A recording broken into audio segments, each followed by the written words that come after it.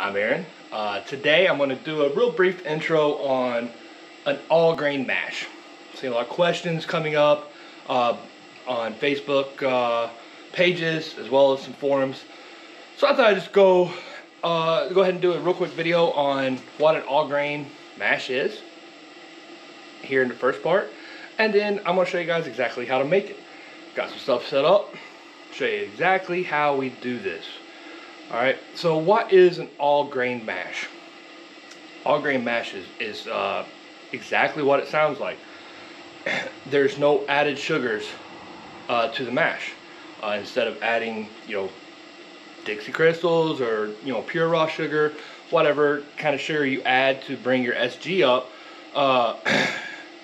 you're going to convert the starches in the grain itself into sugars and use those to ferment your mash. The reason that an all-grain mash is a little bit better is because if you think about, just some table sugar, it's sweet but it doesn't have much taste.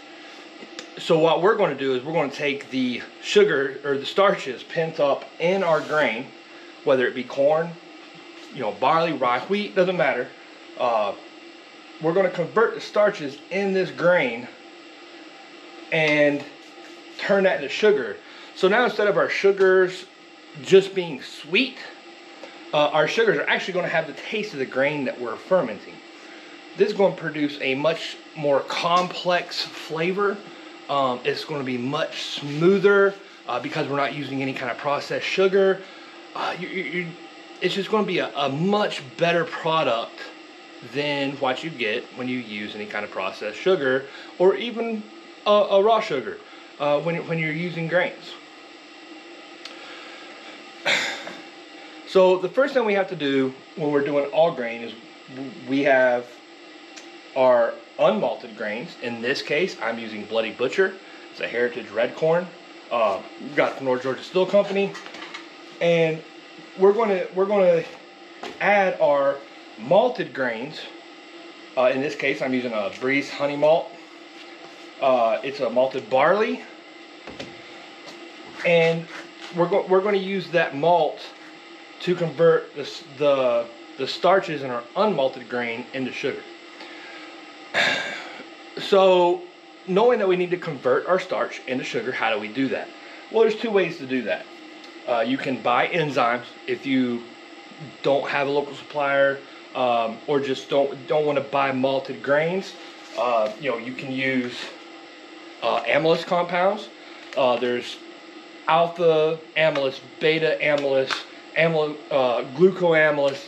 It can get kind of confusing, the difference with the different the different amylase enzymes that you buy is at different temperatures.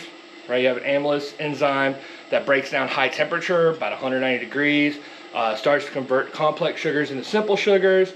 Then your beta and gluco enzymes take over from there at lower temperatures and convert those already broke down sugars even more.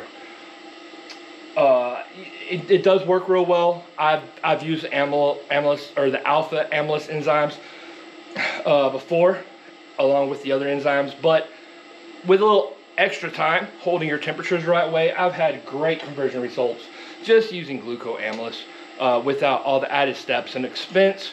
But we will be doing another video on using the different high temperature enzymes, and there's a lot of ways to do this to enjoy the hobby and make a better product.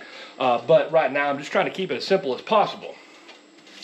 The second way, the way I prefer, is using a malted grain. So what is a malted grain? That's a pretty easy explanation as well. A malted grain is nothing more than a grain that has been put into a malt room or a malt cabinet, and it started to sprout. So it started to actually produce a plant, it started to produce roots, and that process starts to convert the starch in the grain into sugar, as well as produce the alpha enzymes, the same ones we buy, but Mother Nature provides it for us when we start to sprout these grains. Then it's dried, packaged, and shipped to you, or you can do it yourself. the one of the good things about a malted grain is it has both glucoamylase as well as beta amylase. So it's kind of like an all-in-one package that, you know, is naturally occurring and is going to give you good a good conversion rate and help you convert those starches into sugar. One thing that I do want to hit real quick on part one of this video before we go into our how-to. So this is our malted grains. I'll show you guys. See, this is whole grains. What we need, the amylase compounds, and you know what we're going to convert is inside of this grain. So we're going to have to grind this first. The Bloody Butcher already came ground. Again, don't use, you know, whole kernel corn, because the starch in the corn is in the center of that kernel. So unless you grind it down, you're not going to be able to really get to the starches to convert into sugars. So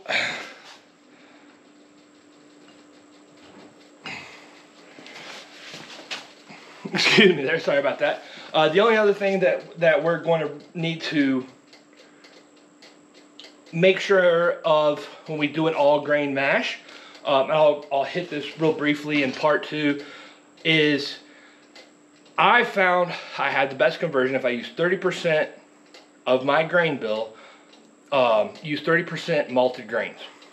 So for purposes of the video we're about to do, I'm making 2 gallons. All right, so I've got 2 gallons of water, and I'm going to 2 gallons of water, and I'm going to use 2 or 3 pounds of grain per gallon of water, so it's a total of 6 gallons. So in order to get the conversion rate I want and get enough sugar out of the grain in order to get my conversion rate I want, get my specific gravity high enough to get the alcohol content I need out of the mash, I'm going to use 4.2 pounds of unconverted Bloody Butcher corn, and I'm going to use 1.8 pounds of Breeze honey malt, malted barley, for a total of 6 pounds, since I'm using 2 gallons of water. And that's going to give me what we're shooting for, and we'll check it somewhere around 1.08 specific gravity, which should give us a alcohol by volume of around, you know, 10%, give or take, depending on where we end up on our conversion. And that's where I find that you get the best flavor from an all grain, from any mash you're going to distill. About around 10%, you know, anywhere between 8 and 12. I personally don't like going on up to, you know, 18, 19% alcohol unless I'm specifically shooting for something like that. So that's just a quick down and dirty on an all grain mash, what an all grain mash is, how you make it all grain, or the science behind an all grain mash in very simple terms. So now I'm going to sign off. I'm going to show you all how step-by-step process of how to make an all grain.